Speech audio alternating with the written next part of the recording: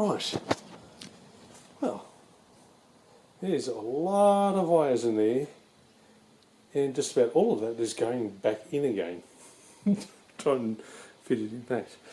Anyway, so that is just from what's inside the cab. Well, I'm used to saying cabin? Anyway, inside the body. So it's different to the Grand Cherokee, where it was evenly split left-right.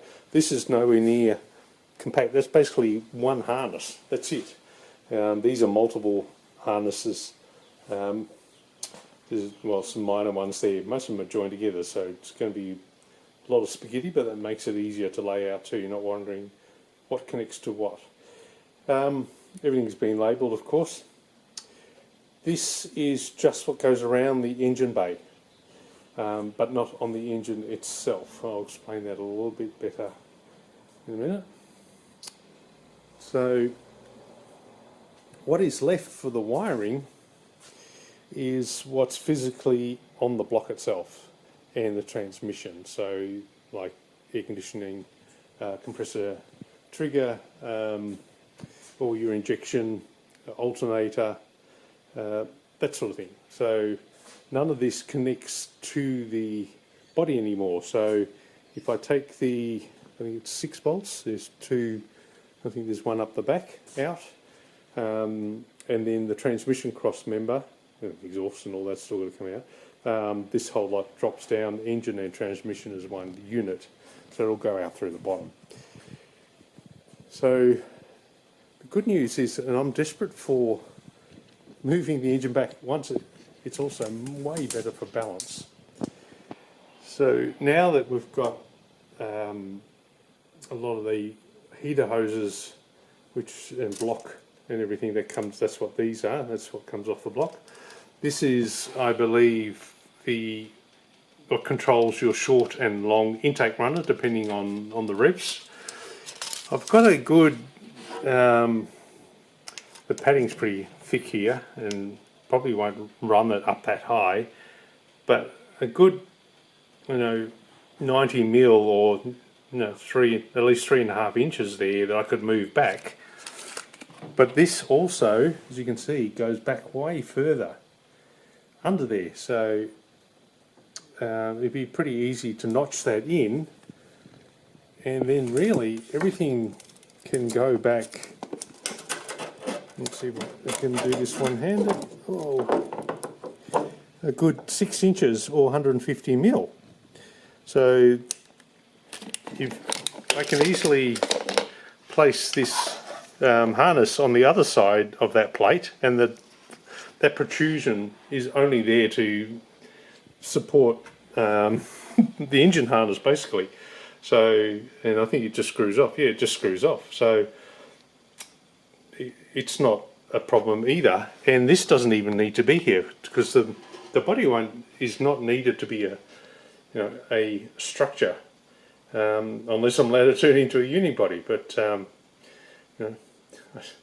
we'll find out, won't we? So anyway, so that will give me so much extra room. Look at that. It's at least 150 mil, or as much as 150 mil or 6 inches, or 90 mil and just over 3.5 inches in there. So that makes me feel a lot better of fitting it in the engine bay of the Willys Silver Streak. So that's good. So yeah, look at that. The cab's all stripped of everything.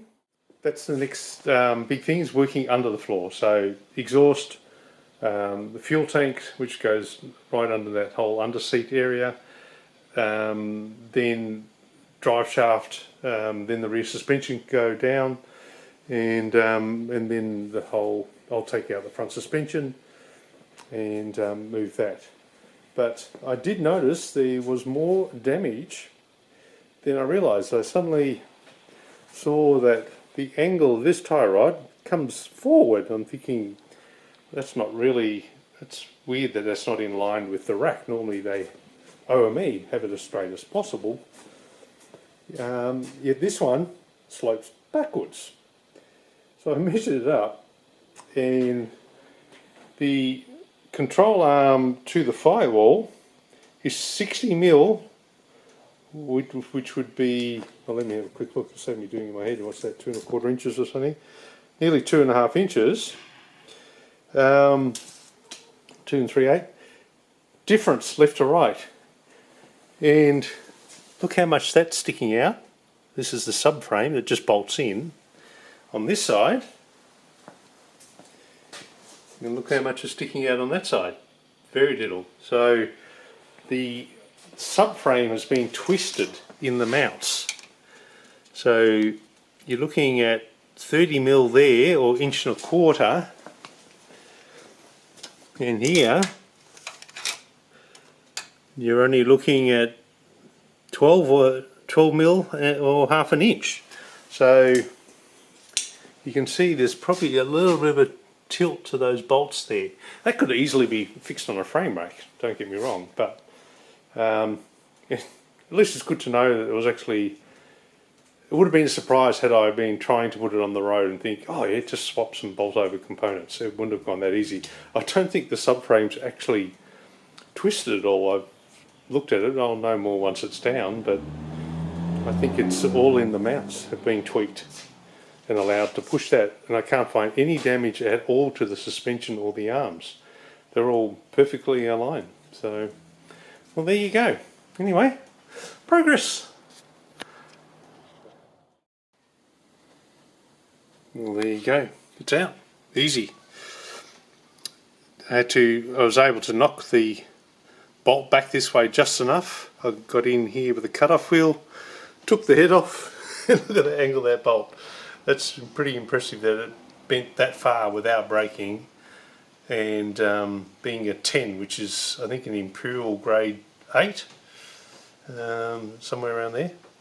So casting and everything is fine. It's only the bush that's shattered. You could press that out and put a new one in if you were repairing that. And same with the subframe. It's elongated that hole, but they're literally, you can bolt a new subframe in. They're just, what is it, 4 bolts I think it holds it in, that's about it. So, but no intention of repairing, because as I've said before, that would be sticking right through the wheelie's guard and stuck somewhere between there and the bonnet, so the side of the cow there, that area, so it would look ugly as hell. And so yeah, I'll just continue to pull this apart.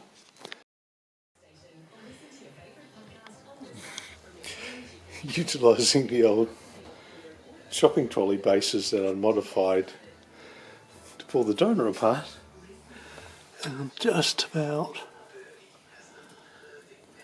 yeah, literally 4 bolts is all that holds the rear cradle in, and reaching the, there we go. There you go. One fully independent rear end Brembo package. So apart from the upper coil mount, which is just there, and then the shock mount up the top there. There we go. So they're the only 2 things that attach, and everything else is contained within the cradle. Not the prettiest, but I'm not going to see any of that underneath the wheelies anyway, because I intended to be as low to the ground as this was. I think it was 115mm off the ground, from the door sill to the ground, and legally we're not allowed to go under 100, so and that's stock, so for the SRT that is. So cool.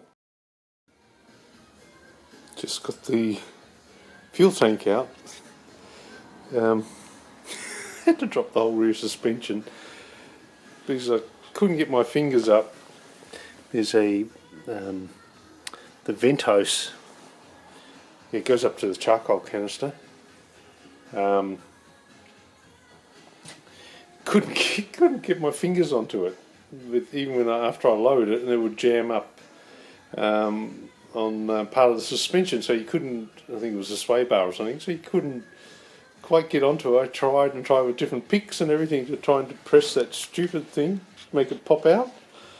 And I'm not the first to find this problem out. I nearly had it, but anyway, as soon as I had the suspension down a bit, you could just pop it off easily. But anyway, that's out. Now, what confuses me is this here is your fuel line. So there's no return, for one, which is nothing unusual, but this is what's connected. There's no electrical connection on where the fuel comes out and goes to the engine. The fuel pump connection, the electrical connection, is on this side. So how is the fuel pump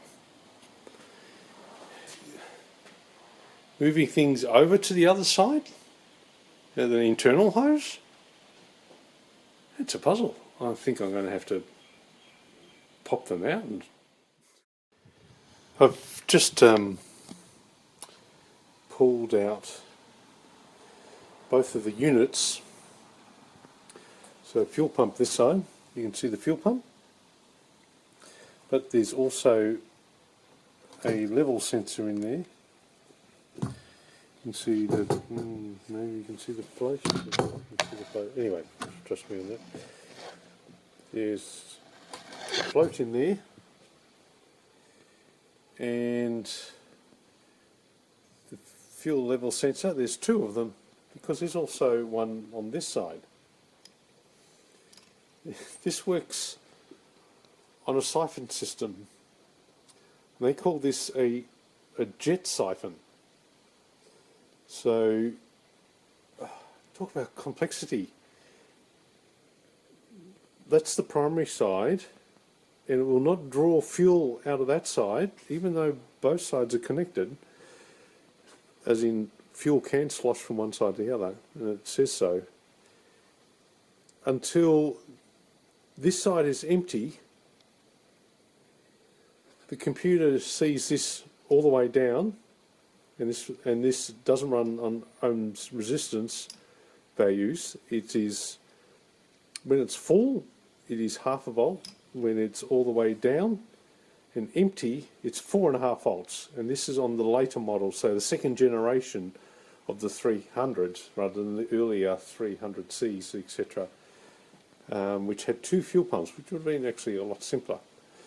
So when this side is empty, it will then start drawing fuel from this side when the computer is comparing the two sides. So when that side's empty, it then says this side has got half, the fuel gauge will say there's only half a tank left.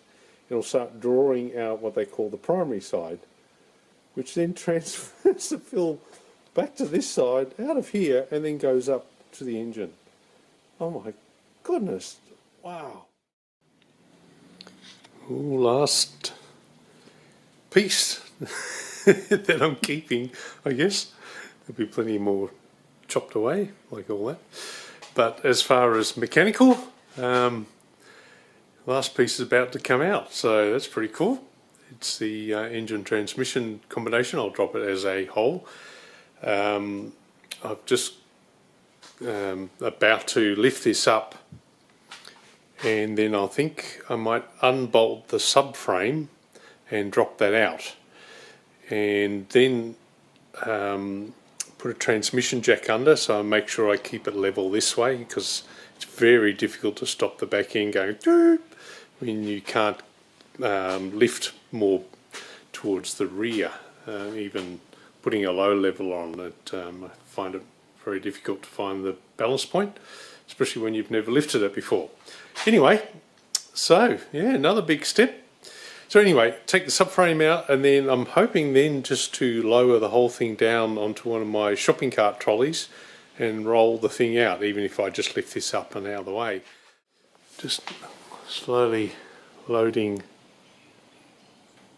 I've just got a nail with some shrink wrap each side, because these are very difficult to control otherwise.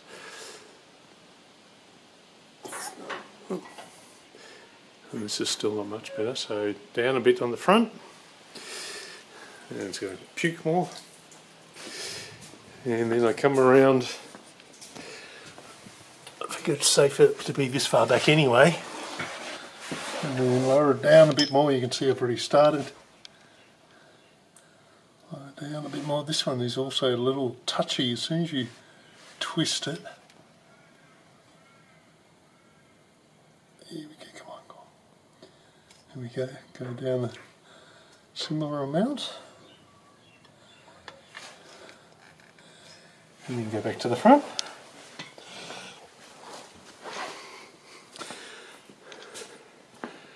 And so on and so forth.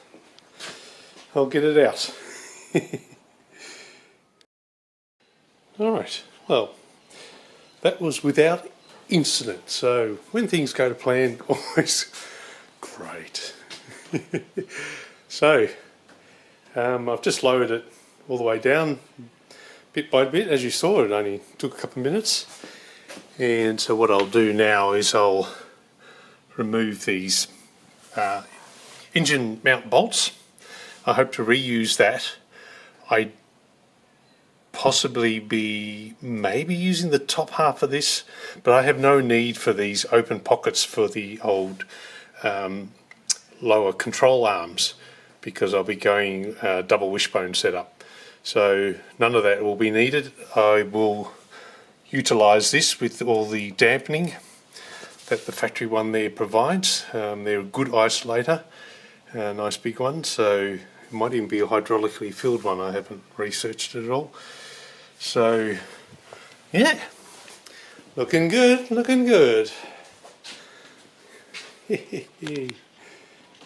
Love it when a plan comes together. Right, here's the shop frame.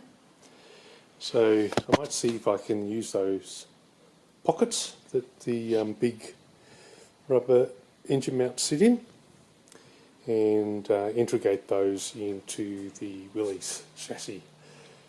So the way I've got this hooked up, they're actually fall arresters out of stainless steel, and I've reshaped the bottom. This boss here was unused for the alternator for whatever reason, so I utilised that and put that in there. And up the back corner I've got exactly the same bracket, and I've it's one of the bell housing bolts that extend out the back there. You can just make it out down there. Okay, so seems to be a good stable point. So also I've been modifying the remember I said I wasn't going to use this engine crane again with those cast iron wheels because of the ease that these nylon ones roll on, but I've also stepped them up, because I had a few cases where I just couldn't get it in. These were a taller, bigger wheel, so they would have raised the legs by 3/4 of an inch or 20 millimeters, and I didn't want that. So I've actually reinforced the frame, cut them in, as it's a bit easier to see on that side, and I'm actually 3/4 of an inch or 20 mil lower than I was before to get me more clearance, but without fouling anywhere with the wheels turning. So I won't really know if they're that much. Well, I know they'll be better, because these are the same wheels I put on the skates, and they made a massive difference. Even just manoeuvring this around, it works beautifully. So yep, I've got that all sorted out, so happy day. Alright, we have touchdown. The back jack just hasn't been pulled out, but it's resting simultaneously just on touching the cross member here, but getting balance from the very front of the sump there, which is the stronger part, rather than in the middle. And the same deal with the pan. This is the same trolley I'd made up to suit the 5.7 Hemi, but then of course I had the transfer case and everything behind it then as well. So I had it set up slightly different, but gee, it sits in there well. The hope is, and I don't know if it will make it, that I can roll out forward and then turn around and then move from there. We'll just wait and see if that's possible or not, or it moves at all. It should move. It's lighter than what it was under the Grand Cherokee, so because there's no transfer case, but still the same auto. Here's my photo bomber, as usual. If I start talking, what's you doing?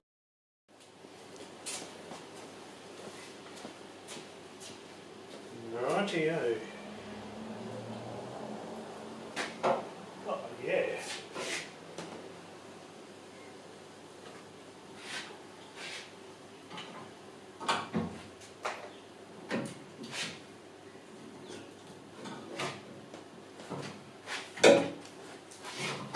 Hey! Shopping trolley for the win!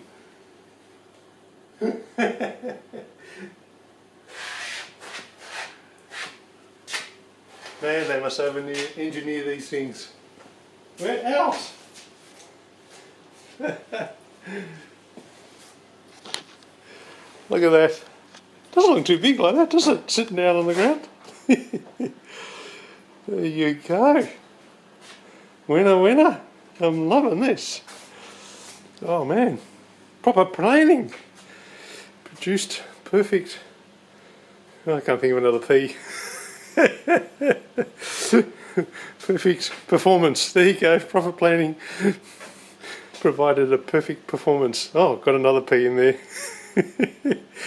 Ah, it's always good when it goes to plan. Look at a nice big cradle, cast aluminium. It's actually underneath the floor pan there. It's actually got an integrated mounts and it's got several positions in it. This is running the rearmost, which is unfortunate. So I'd rather have the front one and then move it back. But obviously the other transmissions are shorter, or the engines being this body shell is also option with a V6, where they might move it forward to keep, who knows, but anyway. Or the V6 diesel, so another two V6s, let alone the 5.7, but that'll be the same identical architecture. So I had already moved this in the earlier video. I showed this harness was sitting on the back of here, so to gain more space. I actually just, even before I took it out, I just flipped it over, turned the Christmas tree clamps to the opposite side, and it sits in there beautifully.